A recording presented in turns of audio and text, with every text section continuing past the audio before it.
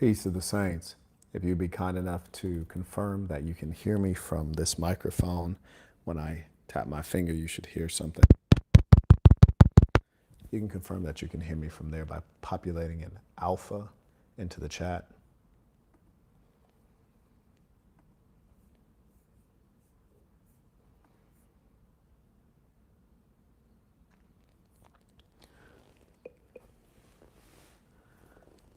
Okay, appreciate it. Let's go ahead and get to this work. This topic, people ask me to elaborate on, and I'm happy to do so because I think that it is very much so misunderstood. And the idea of, what is a family has been redefined in recent years.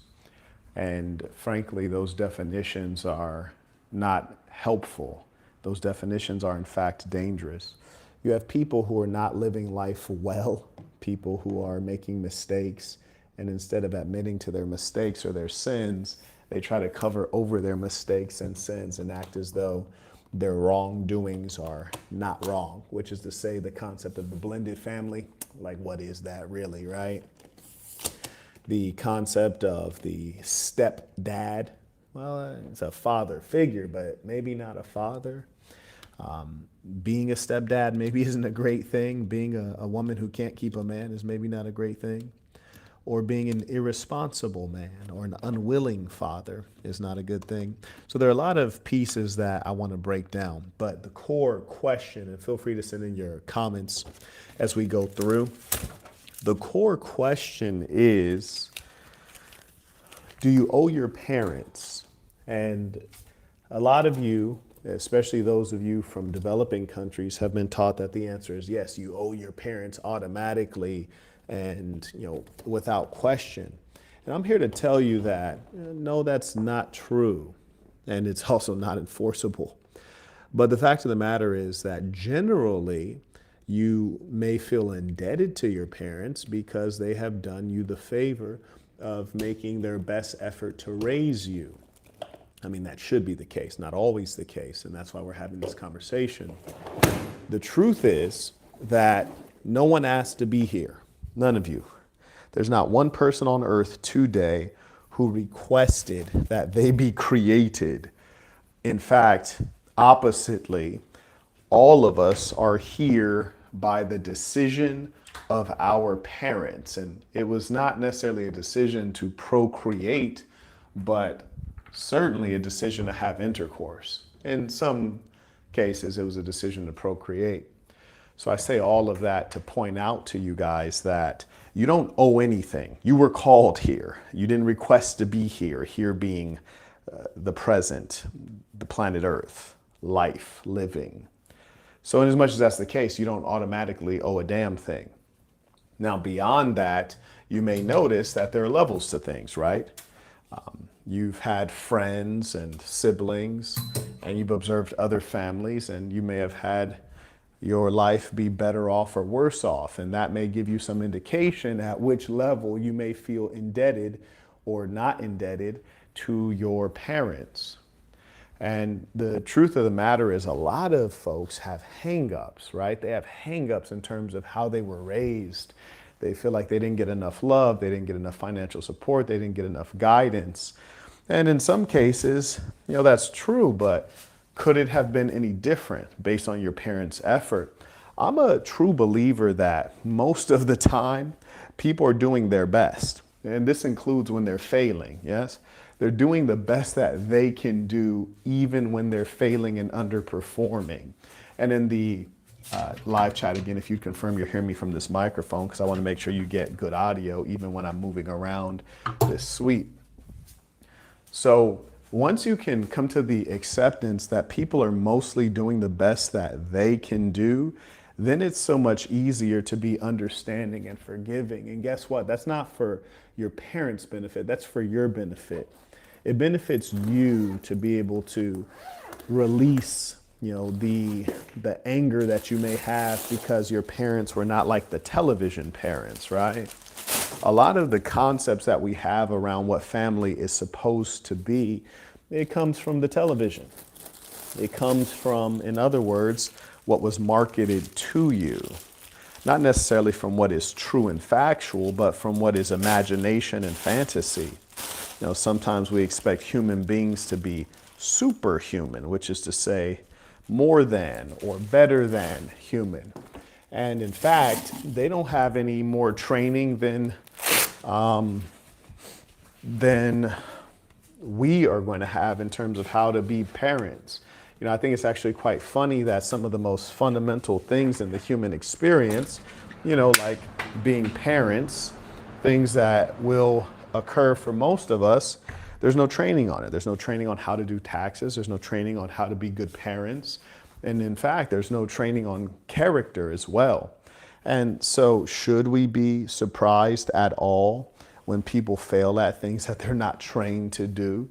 You've all had a less than thrilling experience sometimes when you're getting services from a given company and the employee may be new to the job or undertrained. That's what you're dealing with your parents. And the funny thing is when you really think about it, some of your parents are not the most clever people. They're average people. And so, of course, they're going to perform as average people do, which is not that good. So anyways, I say all that to say this.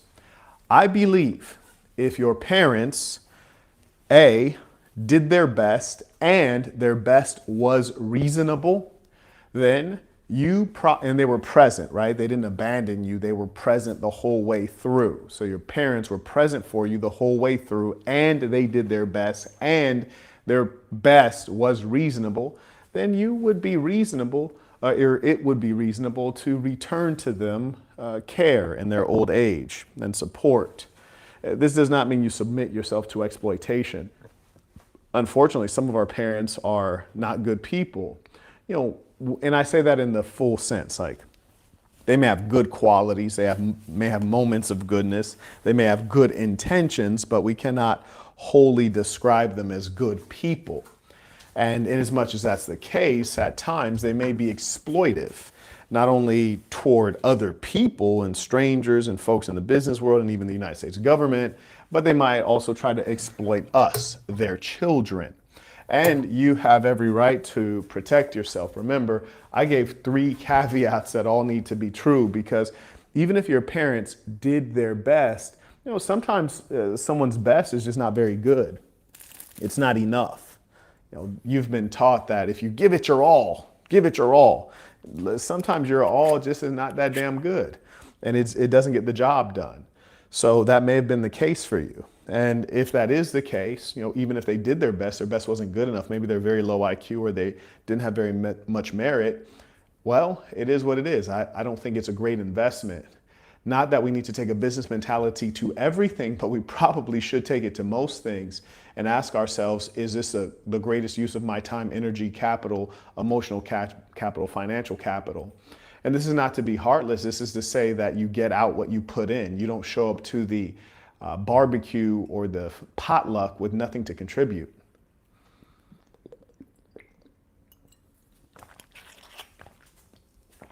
I can assure you, there's no intelligent and hardworking individual or parent who's watching this thinking, oh, that's not right, Marquette.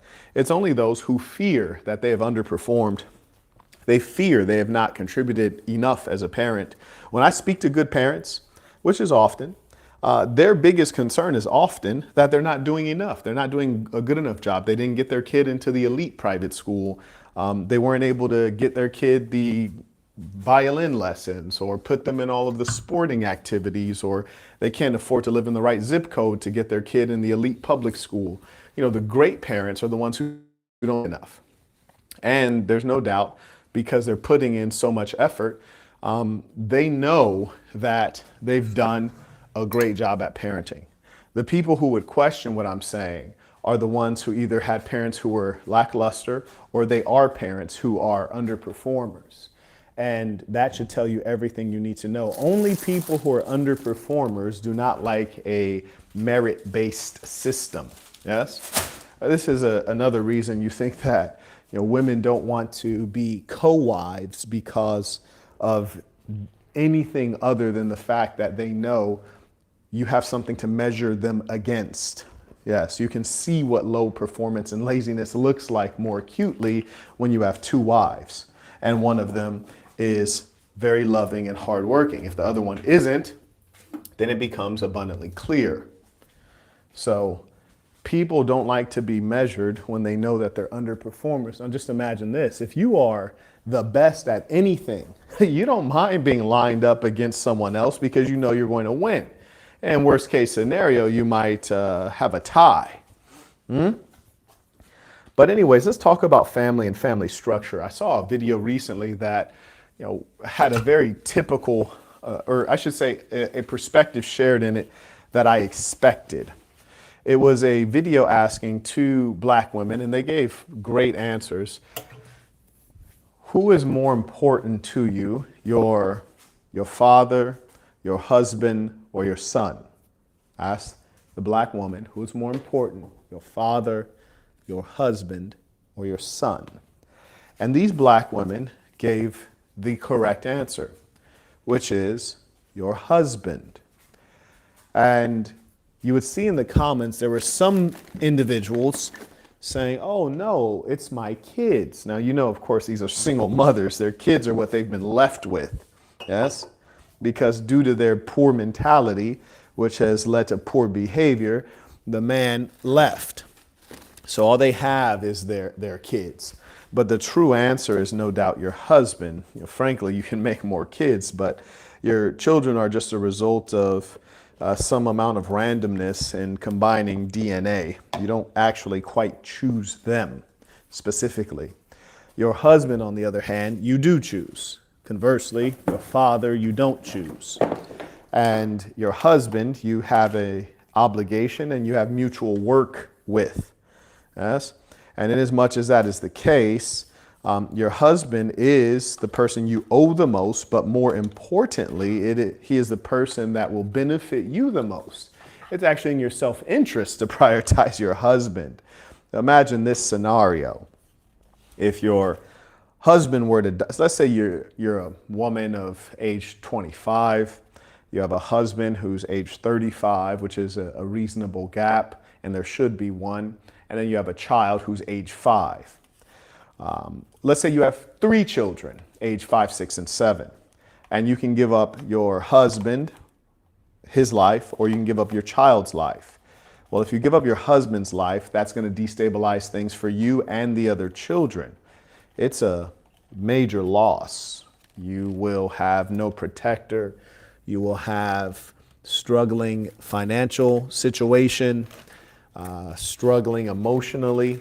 There will be a great absence that is, in fact, irreplaceable. If you were to give up your 5-year-old son, and this is obviously hypothetical and not recommended, then your family would suffer an emotional loss, no doubt, but they'd not suffer all of the other foregoing losses. It is, in fact, simple, rational logic that the father can also create more sons or daughters, and they'll still be there for the other children, and you'll be able to survive financially. And it turns out that money is important still, and probably always will be. So your husband is not only a provider of finances, but a provider of stability, guidance, security, leadership, and much else. Whereas your child is not a provider, they're one who is provided for.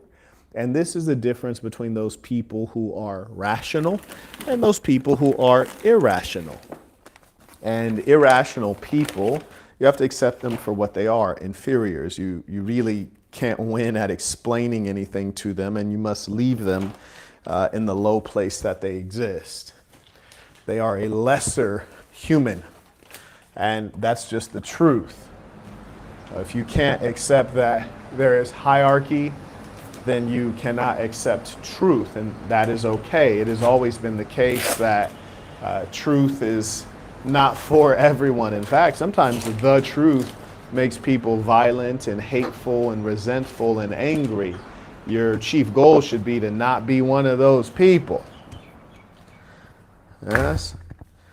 And, the funny thing is that when people are presented with new information, it often does not cause them to say, hey, I'm going to improve my thinking, But unfortunately, they double down.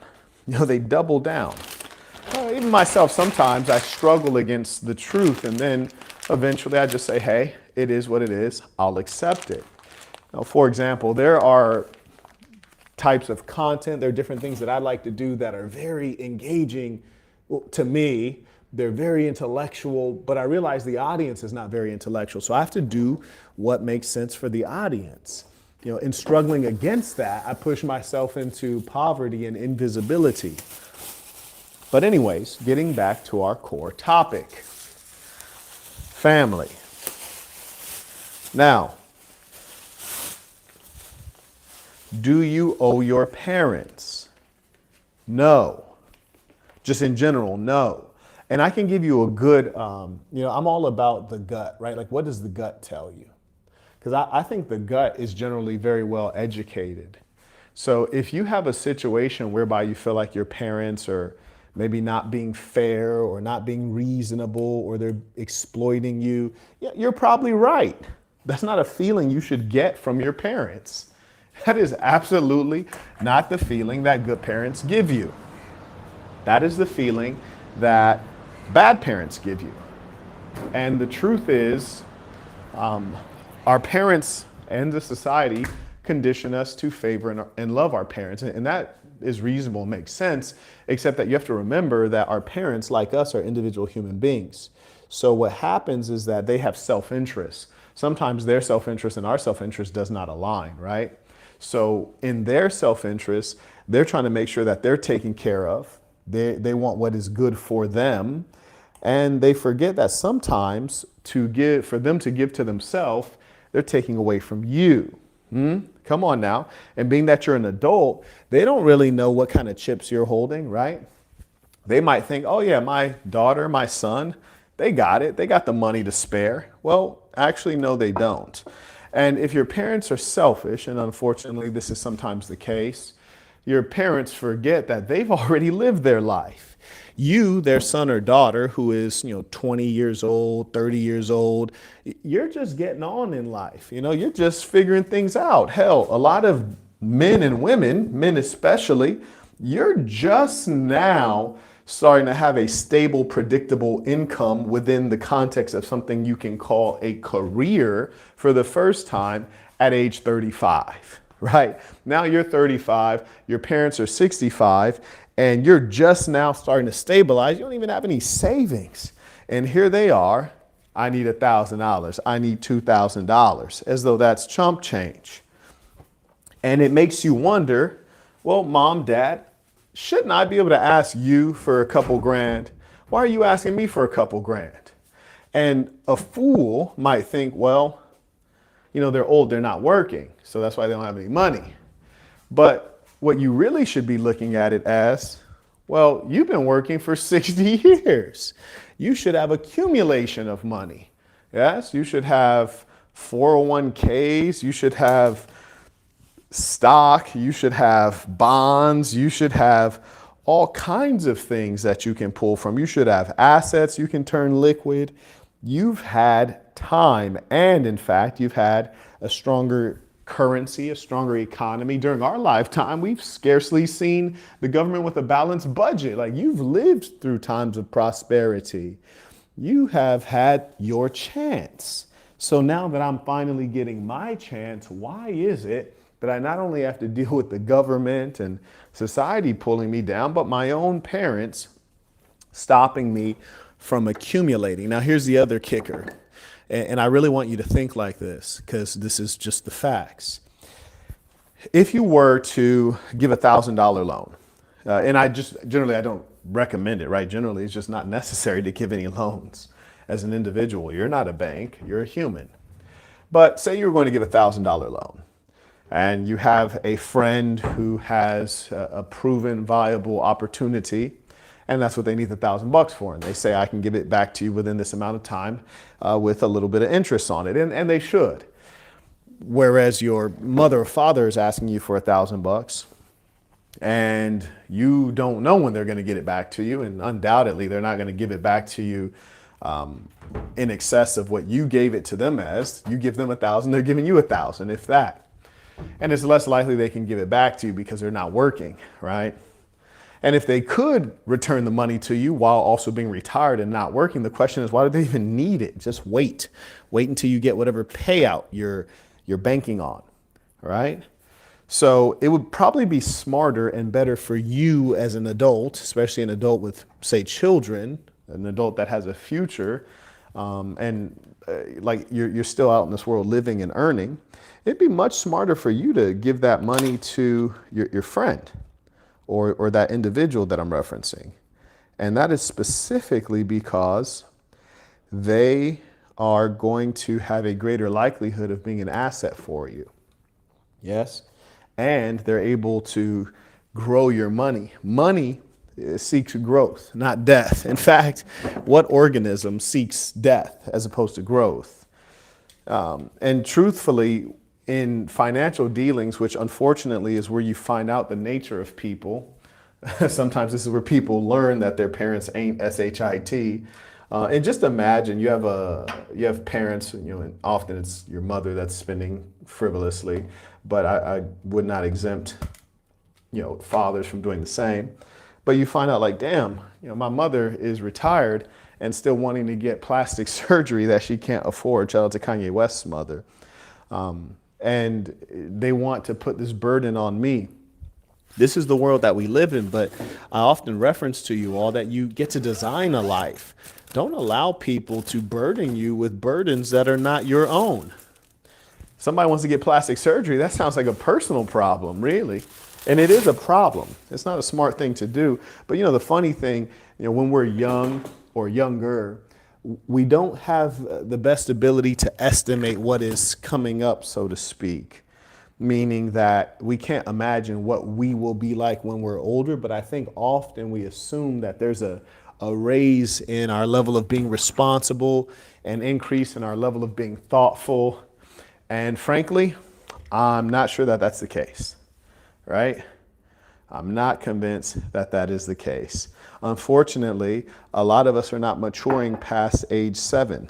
Yes, we live past age 7, and we kind of find a level of arrested development whereby the only thing that is changing is our ability to trick and fool the people around us, but who we are in terms of our character, our goodness, our inclinations, that's all largely the same.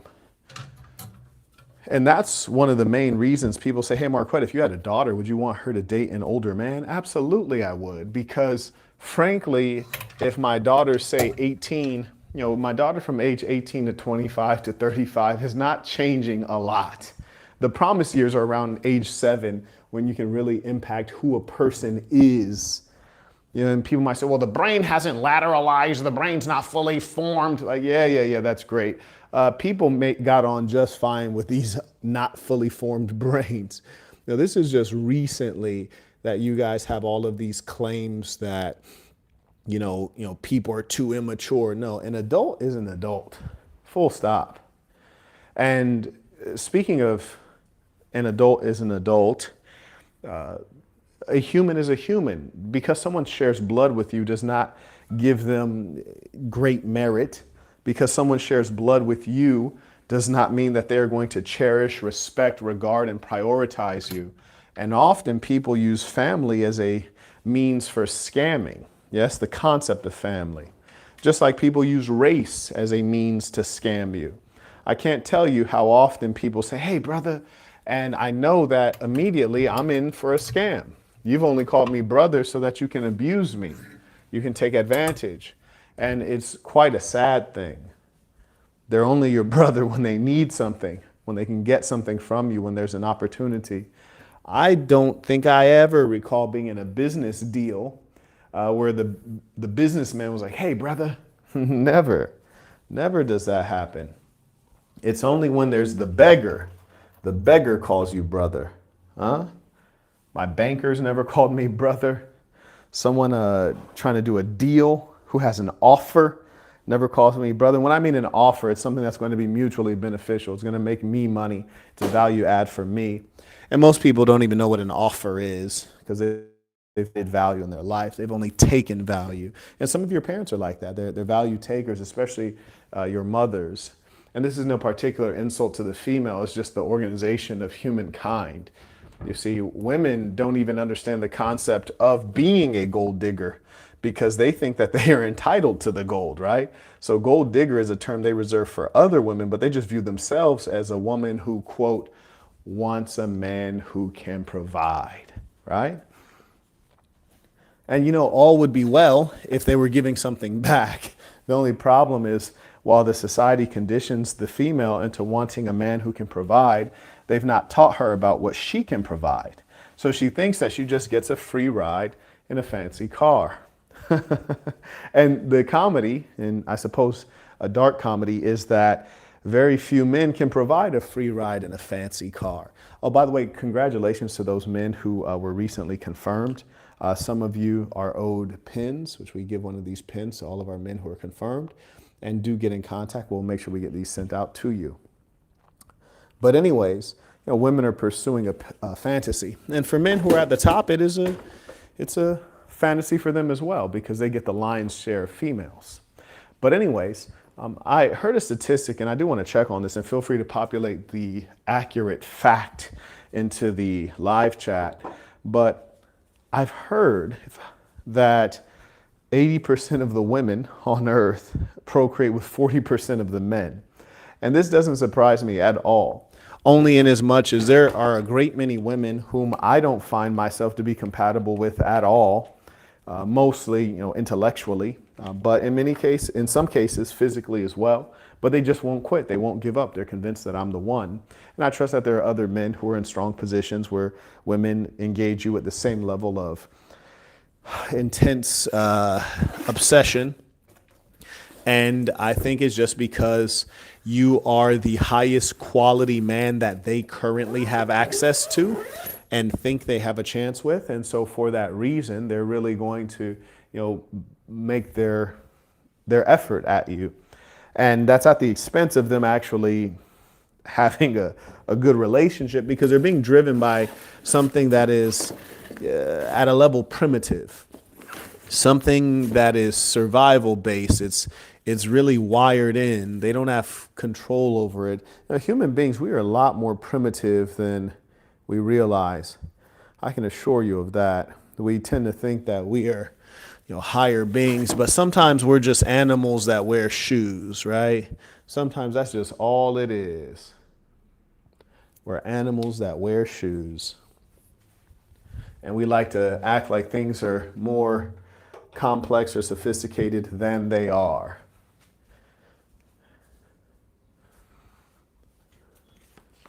Go ahead at this time, send in any comments, questions, ties, tuition. If you're still watching, you probably ought to hit the like button, right? I figure you've been watching somebody for 30 minutes. You probably like what they're saying. And as we say within this thing of ours, show love to those who show love to you. Pay what you owe, make your name known. I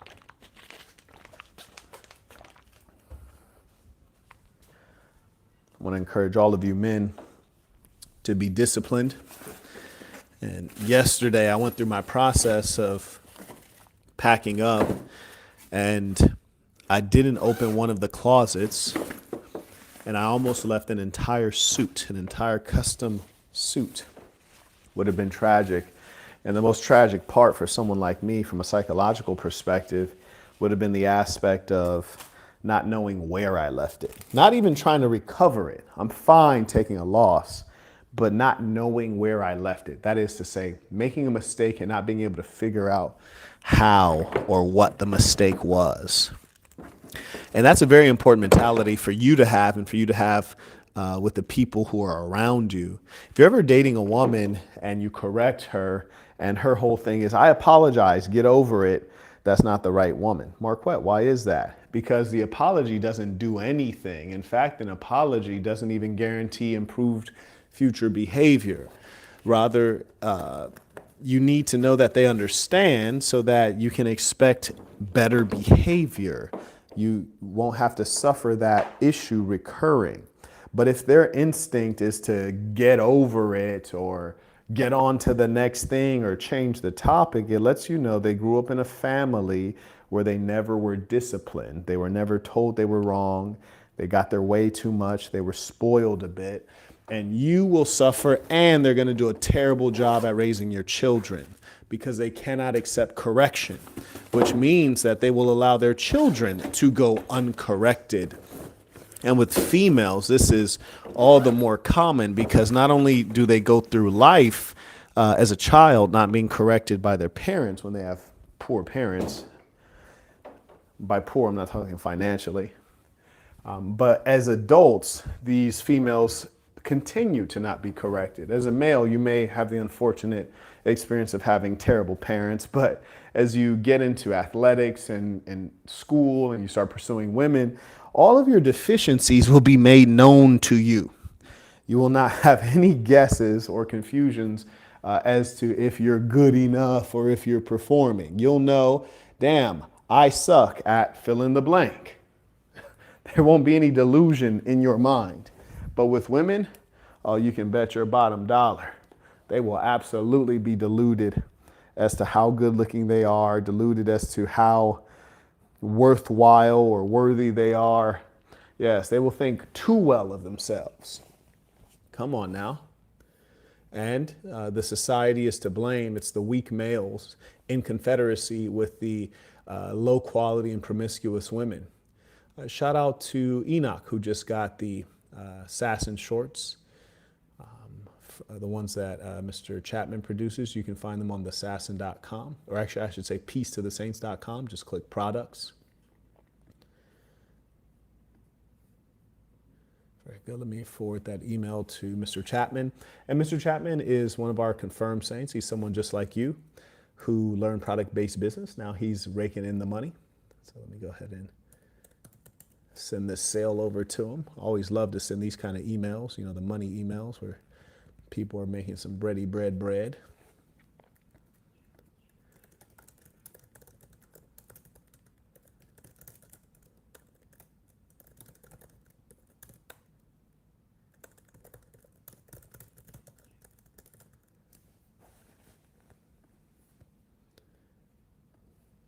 Excellent. Yes, and there's never any better time than the present, right?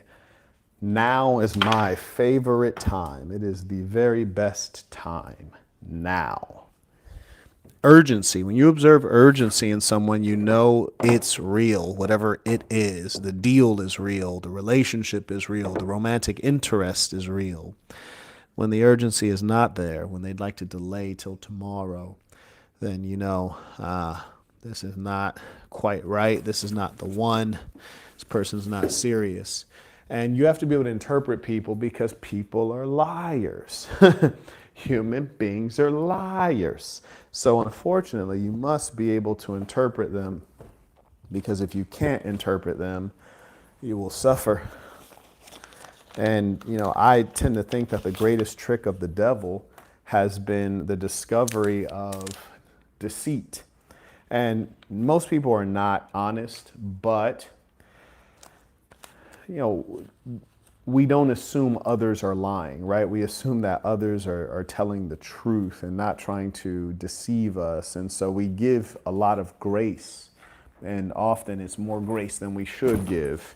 And it's at our own expense. That's why I have the 3-sentence Bible, and it will protect you. The 3-sentence Bible says, be yourself, be good to yourself, be good to good people. Huh? If you follow that, you'll be in such good condition. Like the times that I've ever become, you know, worried or anxious about a situation, it always has to do with me being victim of a malicious person, someone who's not a good person. They don't have good intentions. And these people, I don't know if they're wired that way. I don't know if they were traumatized as children. I don't know what exactly the situation is that makes them like that. But, you know, as I remind you guys, sometimes it's not worth finding the answer to certain questions. Sometimes you just got to let it be what it is. And then, you know, react accordingly. Protect yourself. If you have, it's been said that you cannot do a good deal with a bad person. And that's factual. They're always going to find a way to screw you over. And, you know, as men, you know, our biggest issue is we're trying to figure out, like, okay, I know this female's not a good female. How can I smash and dash? You know, when we're at our best, we're not even trying to smash. We're just trying to dash. You dig? Yeah, you just need to dash and quit playing games. The challenge is that we are in a volume game. It's volume, meaning you have to deal with a lot of women to find good women. And you're saying to yourself, well, in the interim, while I'm trying to find a good woman, let me go ahead and lay down with Shorty right here. Nah, you be best off not even doing that, my boy.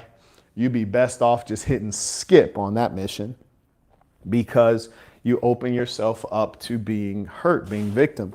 And in a society such as ours in the West and in India, you will be victim of the matriarchy. And frankly, women are not fair. They're not fair and they're not reasonable by nature. And they do identify with one another, especially those that are a little bit LGBT. Yes, and increasingly many of them are. And I can give you some keys on how to spot them, but these folks are going to hurt you.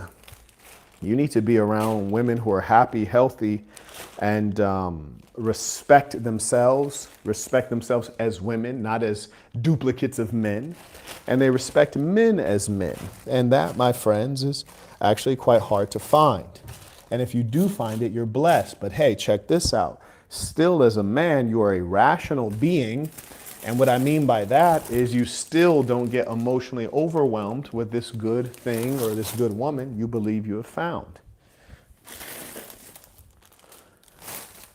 And these are the kind of lessons that we're going to raise up the youth on in our training center that we're currently funding. I don't know if the link is in there, but these are critical lessons. It's called emotional control.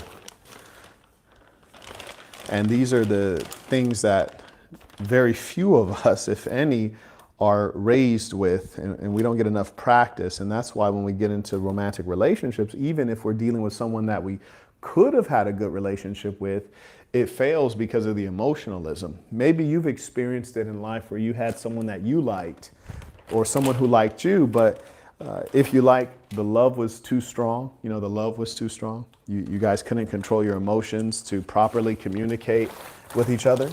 And part of that is because you were not taught. As human beings, so much of what we are is what we have learned. We come into this world actually knowing very little. And we have to figure it out while we're here on the planet Earth. And that's okay. It can be done. I just think it would be rather beneficial if the culture would give us a bit of a head start, a little more training on that piece. And instead of wishing, I've gotten to work. That's why we're building the training center. That's why we spread this ism. And I think those of you, I know some of you may not feel like you're in a position to give a single dollar. And that's just mostly a psychological position, and we've all been in it. It's not a reality. It's a psychological disposition. But you can at least hit the like button. You can share the video. You can share the message. And that will help improve our lives and improve the society. So I'll give you guys a little bit of time to send in your comments, questions. I think one person may have sent in a comment. Let's see.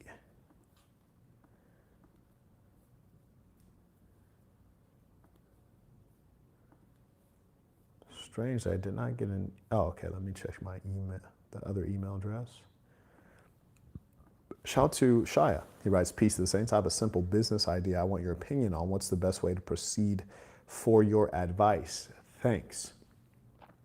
Well, if you have a simple business idea you want my advice on, you could send it now. You have my attention at the moment. You could also use Rizdom. I'll put it in the chat, rizdom.com/Marquette Devon.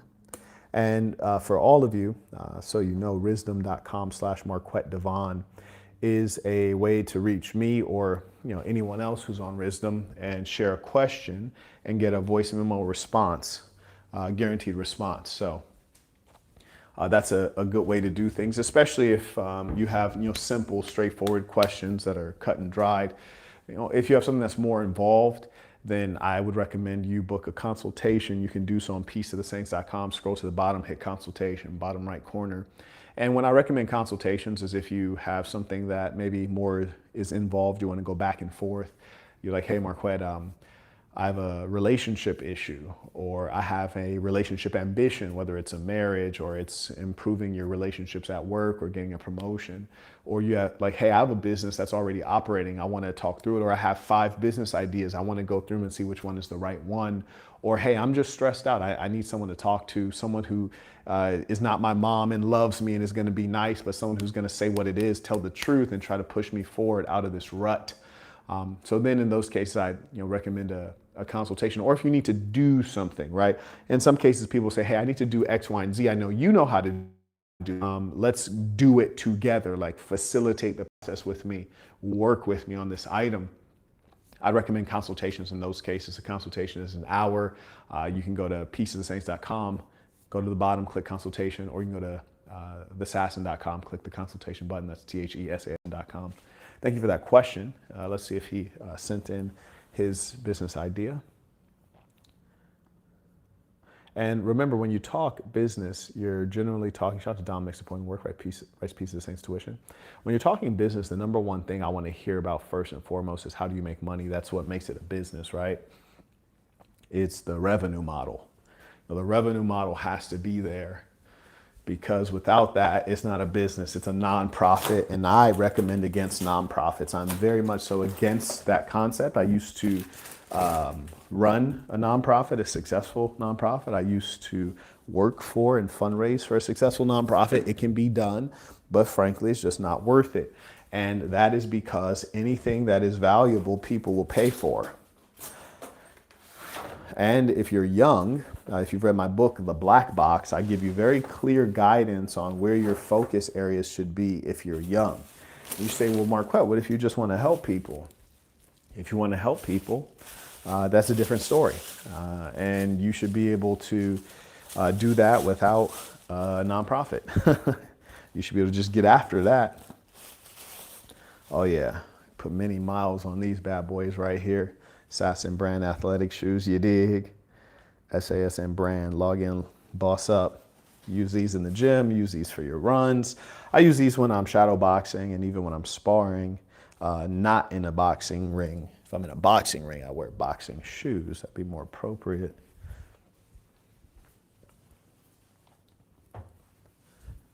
And of course, thank you to the handful of folks who are showing their support and appreciation. And thank you to everyone who's a member at peaceofthesaints.com.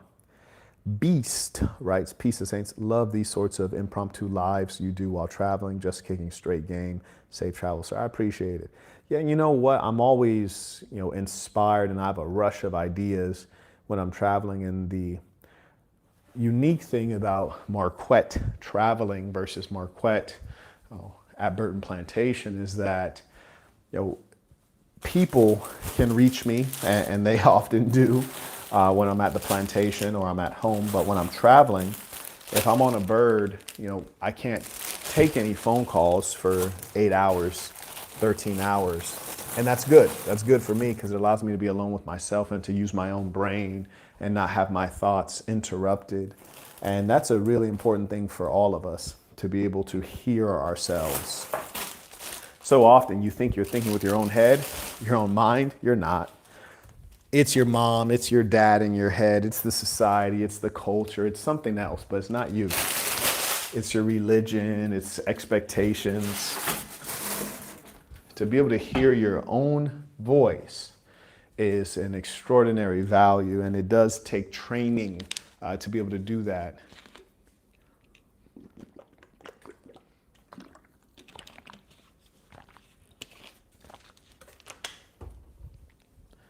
It's a beautiful day, I tell you, perfect temperature.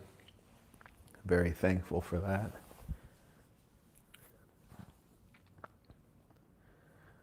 May I acknowledge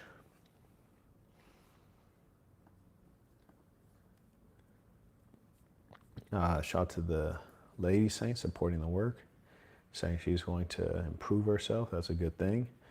Shia writes, I'll have to book a consultation. It does have nuances, Peace of the Saints. Okay, fair enough. And I'll drop the direct link to book a consultation for Shia or whomever may need it.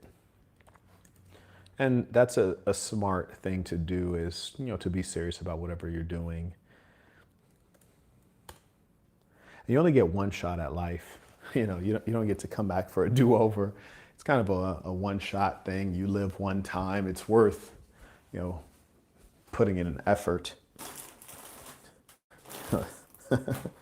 And I always remind you guys that the best thing you can lose in life is money, and by lose, I mean spend, allocate, invest. And, if it goes wrong and all you lost was money, that's a W. Well, why do you say that, Marquette? I say that because money is infinite. You can get more. And we also have that as a concept. If you're having trouble accepting that money is infinite, I totally get it. You were not conditioned around that. If you check out the album on Spotify, just type in The Saint in the Center, Marquettism. There's a song called No Money, No Worry. Put that on repeat. That'll help you get your mentality right, because our actions follow from our thoughts. You can no more have good actions than you have good thoughts. If you don't have the right thoughts, you will not have the right actions. So get your mind right. And there's no doubt that music is something that conditions us for good or for ill. And you'd be wise to make sure that it is for the good. Choices. Life has so many choices. And if you don't make the decision is often already made for you. Come on now. Yes. If you don't choose to be good, then maybe that means you have chosen to be bad. Huh? Yes, sir. You have to consciously choose to walk the straight path, lest you find yourself misguided onto the wrong path. And I tell you, the wrong path is a long path in a bad way. The wrong path is a long path in a bad way.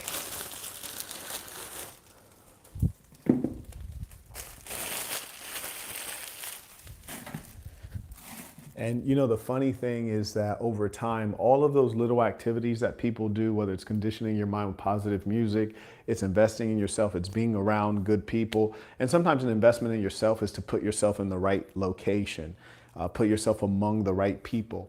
And you'll see over time, you'll look around like, my whole life has changed. Yes. Success accumulates. All those small decisions, the investments in yourself, the investment in the people around you, the investment to get the better opportunities, the better education, better quality of people. These things all matter, I promise you, and they add up. And then you will look up and say, damn, I am here. I have arrived. Shout out to Ricardo supporting the work. We appreciate you. And also your thinking, I do let my mind rest, but I try not to stop using my brain ever. I let my mind rest, but I don't stop using my brain. And what I mean by that is, if I go to a particular country, you can bet your bottom dollar when people say, oh, are you here for business or pleasure? I always say both. Always. I am 100% here to have a good time. I definitely did not show up here to not have a good time. And you better believe I want to know where the money at. Yeah, heck yes. I 100% want to know where the money is. So it's business and pleasure every single time. But here's the kicker. Doing business is a pleasure. Doing business absolutely is a pleasure. Earning is a pleasure. Yes. And if it's not, then you're in the wrong business for you. You're in the wrong business for you. You should go find something you enjoy doing. Business is absolutely a pleasure when you have designed your life. That doesn't mean that times won't come where things are tedious or challenging or you feel stuck. Yes. But hey, here's the funny thing. Mostly when you're stuck is because of you. You are the bottleneck. When you're stuck, you're the bottleneck. It's nothing else. And that's the challenge, is we don't know how to take responsibility enough. And for me, I can acknowledge that I'm the bottleneck. It's just sometimes I move too slowly. Sometimes I move at light speed. People are like, goodness, this guy. Sometimes I am moving at light speed. But other times, it's like I'm seeing the writing on the wall too damn slowly. Like, for example, excuse me for saying like, I observe some persons in the YouTube space and I think you're making content for imbeciles, or you're making content about conspiracy theories that are clearly probably not true, or hard to prove, or you're talking about things that don't improve people's lives. But that's me projecting my nature onto the audience. My nature is that I'd like to see content that is intelligent, that is thoughtful, that is has meaningful references, meaning true and verifiable. I don't want to waste my time with things that are fictional, but that's not the nature of the average person. So the question is, Marquette, will you rage against the reality of human nature, or will you say, okay, this is what time it is, let's get with it? It took me years, like literally just today have I started taking actions in the right direction. So I'll continue on with the high quality content, and I'll also make something for the imbeciles as well, because that is the nature of the world we live in. Me, I'll never forget though, I'll never forget that the people who really rock with me and they appreciate my contribution as an intellectual, as an activist, are the people who are members. The people who are members at peaceofthesaints.com, the people who are showing up to my events, the people who are part of a section in their particular region, the ones who are active. I know who the people are who love me and love the work and benefit from it and do good works themselves. I know who they are. They'll always be there, and I'll continue to serve them. I just have also figured out accepted superior strategy. And that's the key. But the real question is, Marquette, why does it take so long? Why are you allowing your personality to keep you from greater levels of success? That's an L. But hey, here's the thing. Don't take out time to beat up yourself. Let's just fix it and move fast. Now that we know the plan, now let's move fast, right? Yeah. We know what the plan is. Let's go ahead, pull the trigger, and keep pulling the trigger and just take these W's now. And that's it. That's what life is about. You figured out what the problem was, you fixed it, and now let's make money. You know, let's be successful, let's be happier, let's get more of the assets that we desire in this world. And assets are not always financial. And in fact, I'd say they're mostly not financial. Assets are good relationships. Assets are good people. Assets are things that make you happy. Assets are practical knowledge. Asset is a good mindset. Those are all assets. You know, the world is yours. The world is what you make it. That is the truth. I know it from living it. I don't know it from hearing it from some goofy internet personality. I know it from real life. This world is what you make it. And it's a good world if you choose. And it's a reflection of you. The world that you're in is a reflection of you. If you're in a world that's boring, ugly, and broke down, that's because you're boring, ugly, and broke down. And that, if you can accept that, boy, you're about to skyrocket if you choose. It's all in your hands. And that's not positive thinking. That's just the truth. Because I'm all about realism. That's the truism. I'm about realism. I'm not about trying to make you feel good. I'm about, giving you the opportunity to make things real, bring things into reality. Shout out to Dominic, he writes, Peace to Saints Tuition. I know I need to get some consultation too. I know my business model works. I replied to your email as well. Thank you. Okay, let's see. You might have to pop that up to the top for me, May. I think you guys don't really understand the one, that I don't want to become good at emailing because it's not a skill. And two, how flooded my email is. And it has been flooded for years. So yeah, I just tried to search to see what you sent. I haven't found it. Yeah, feel free to pop that up to the top. I mean, there was a real estate email I was looking for this morning. I just couldn't find it. I just could not find it, unfortunately. Ladies and saints, it's been a pleasure to have this time to fellowship with you all. And again, I want to thank those of you who are members at peaceofthesaints.com. I know you guys are the ones who really rock with me. I want to thank those of you who support this stream and other streams. I want to thank you to those who are on my drip trip. It's always just such a beautifully relaxing and inspiring time. Shout out to those of you who I'll see at the Big Game Conference. We have a real, family feel here, and it's just such a blessing because, one thing I learned in university in founding a fraternity is when people come back to Berkeley, they mostly come back and there's nothing that they're connected to. It's just you're coming back to a place that has big buildings and beautifully manicured lawns and gardens, but there's nothing to come back to. But when you're in a fraternity, you come back and there's this house where you may have a picture of yourself or you and your friends and memories and all this stuff. And you realize that in this big world, you need a small tribe. You need something, a group of people that's real to you. And in the fraternity business, what I would tell people when they're coming in or asking me if they should pledge, I'd say, hey, you're going to pledge and you might pledge with 100 people. Of the 100, maybe 70 make it through. Of the 70, if you get 3 real friends out of this, you won. Most people don't have one friend. Most men, they're lonely. They don't have one friend. If you can get 2 or 3 real friends out of any organization you belong in, that's a huge W, and it's an infinite value. And a friend is someone who will be there for you when it counts. And that's something that Assassin provides to many people, and I've seen it with my own eyes. I've seen people create businesses. I've seen people create romantic relationships and families and children. I've seen men find a wholeness here, because the truth is that your cell phone, the one in your hand this very moment, these are objects for people who are disconnected and lonely. That's what cell phones are for. They're for people who are disconnected and lonely, and then they reinforce the disconnection and loneliness. I know. How do you know? We just had 30 men in Asia on my annual drip trip. Do you know that nobody was using their cell phones? No one was scrolling. No one was posting pictures or stories. That's for boring, lonely, disconnected people who want attention. I'm in the social media business. I barely posted any stories. Half the stories I posted were stories that other people posted. It's because we were engaged in the present. We're having a phenomenal time. We're truly happy. When you're happy and you're having a good time, you don't even have time to report on it. You're in it.